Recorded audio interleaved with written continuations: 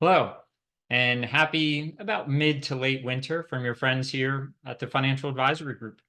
We just wanted to pass along a video update, given our normal some thoughts on what we see in markets and the economy, but in general to remember our New Year's resolution from the end of the years. Let's really take this year to focus on what we can control and not focus so much on the stuff that we can't. And as we head into the start of spring, this is one of my favorite times of the year. The days are getting longer, the sun's out longer, it's getting warmer. Yeah, there's still cold mornings, and there could be some snow, right? But on the bright side of things, and that'll be one of the points of our talk today, is look at the bright side. Uh, Things are going to get better. The weather's going to get better, and the days are only going to get longer from here. So let's move on. What are our thoughts on things today as we look out there into the world? And again, as of now, it's late February, early March 2024, is I think one theme that continues, and we've talked a lot about this the last couple years, is this negativity bias, right? One of the things we focused on last year was we really thought we were missing out on good and great because we were chasing perfect. And I think this image shows it so well, is that we can have this whole pile, we'll call it, of good rocks on any given day. But what our mind tends to focus on is that one bad rock, right? We can totally ignore that this big pile of good news is out there, but then try to pick apart that one little piece. And this is just how we are wired. It's how our brains are wired. But we need to be aware of that. We need to be aware that our brains have a negativity bias built into them. I was reading recently, and there was a study that I think it was in England they did, where they took a news publication and basically for a year said, we're going to remove all the negative news information and just put positive news stories in it. Their subscription rate fell by 65%. If there's positive news, we don't want to hear it, right? We just want to focus. Our brains are wired to that negativity. And that's okay. It's how we've survived, right? It's how cavemen survived. But we just need to be aware of it, right? And understand that there is good out there. In our belief, and one of the things we want to focus on right now, especially, is we think there's some pretty good stuff going on out there. But just be aware that the financial media especially knows, hey, the way we get your attention is sort of screaming from the mountaintop.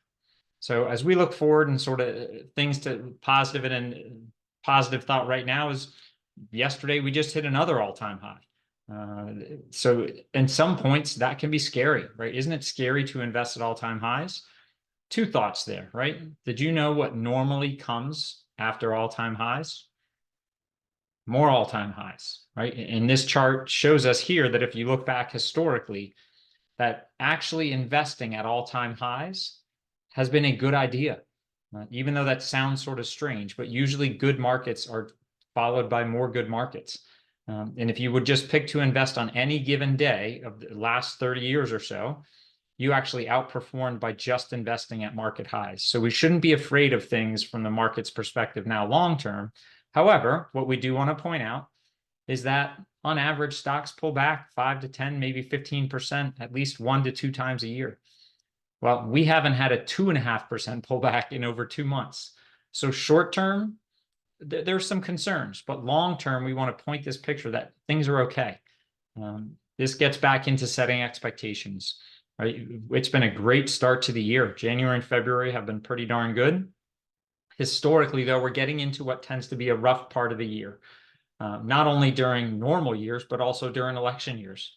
During election years, as you see the chart here, you can notice that February and March tend to struggle a little bit. Really, a lot of the middle part of the year tends to struggle, and that the better parts of the return tend to come later in the year. So we just need to be aware that we're heading into what tends to historically be a weaker part of the year, and we're coming off such a great run in the market over the last 3 months. So it'd be okay to expect this market to struggle a little bit at this point. This just piggybacks off the last chart, is that if you look at your average February, looking back historically, that the tail end of February tends to struggle, and that's okay. Again, when you're coming off such a great 3-month run, it's okay.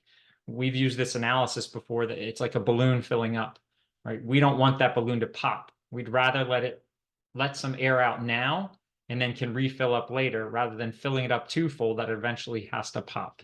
So it would make sense for this balloon, if you would, to let some air out before it starts filling up again. And the chart up top, similar, just shows the same time frame that we're a little bit ahead of a historical year. That's year 4 of a presidential election cycle, and heading into after a year of a great return, like above 20% that the market was up last year. So it's setting expectations at this point. So market wise, right? Investing at all-time highs isn't a bad thing. Short term, though, set our expectations okay. What about that credit card debt? Talking about looking at that negative stone, right? We keep hearing again and again how credit card debt is at all-time highs. It is. Let's not hide that. But we don't mention at the same time that net worth is at an all-time high. It's pretty impressive to look at the number by itself, that overall debt grew by $988 billion over the last 12 months. That's a big number. But we leave out the fact that over the last 12 months, disposable income, not wealth, just income alone, increased by 1.3 trillion.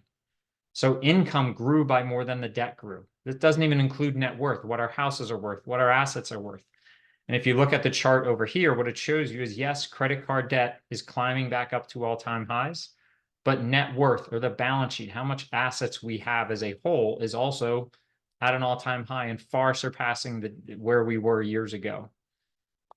So it's all relative, right? The credit card balance is high, but there's also more people, and we're making more. And this, to me, is the most important chart of all of it, is if you look back 25, 30 years ago, the average person paid about 8 to 9% of their income went towards credit card debt payments. Today, that's down to 5.5%. That's a huge win. And we're still below the pre-pandemic average by about 1%.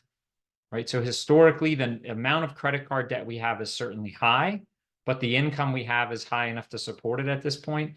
And the assets that we have, if you look to the next chart, are plenty high enough.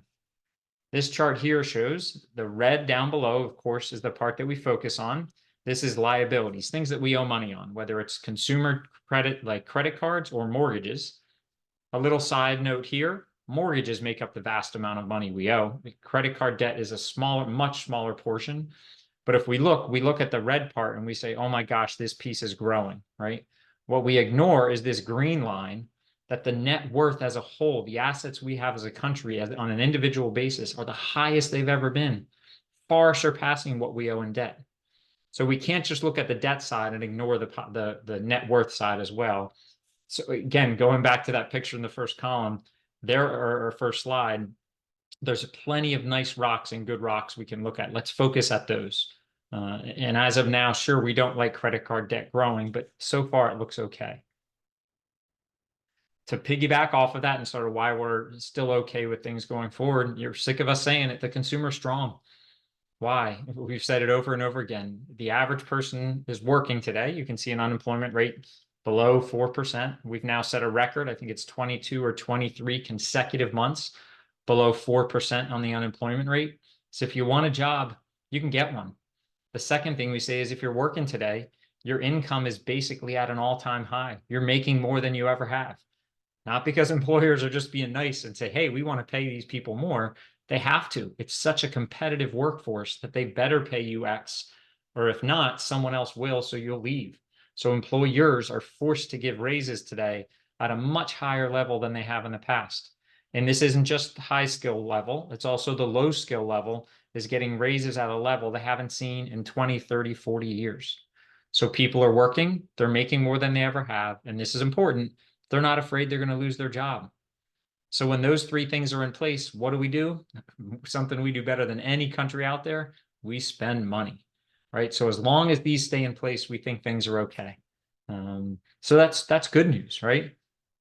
So why would the market then? Why would the Federal Reserve? Why are we talking about interest rates and worried about my parents getting on the plane? If you go back to the analogy from a video a couple videos ago, that the Federal Reserve continues to talk about, are they going to raise rates or not, or sorry, lower rates or not?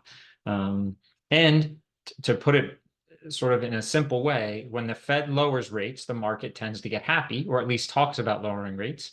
When the Fed raises rates, the market tends to struggle. And I made the analogy that the Fed lowering rates is like my parents telling me they're going away to Ireland for the weekend, and I have a house to myself, And as a teenage boy, I might have been tempted to have a party.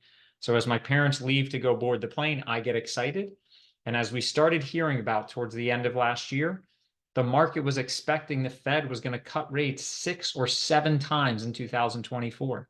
So the market got happy. It started partying. My parents are on the way to the airport. Everything is wonderful, right? You had a great market rally in October, or sorry, in November and December. And then since then, my parents haven't got to the airport yet. They keep calling me and telling me, actually, wait a second, we forgot our suitcase, and they're on their way back. Right? That's basically what's happened over the last couple weeks is a lot of the economic news, and this is a good thing, is good. The job market is staying steady. The consumer is spending money. So what the Fed is saying is, hold on a second, we don't need to cut rates as soon as we thought we need to. So the market may get a little choppy because it's like me sitting at home saying, do I have the party? Do I not have the party? I can't be confident having the party till my parents get on that plane, until the Fed says we're going to cut rates. But the good news is the reason the Fed is saying we're going to back off a little bit right now and not cut is the economic news is good. That's a good thing. So again, it makes sense for the market right now to sort of be confused because it's waiting for the Fed to give that all clear and my parents to get on the plane. The good news is they're not on the plane yet, but the reason they're not on the plane is okay. It's that the economic news is good and actually strengthening a little bit.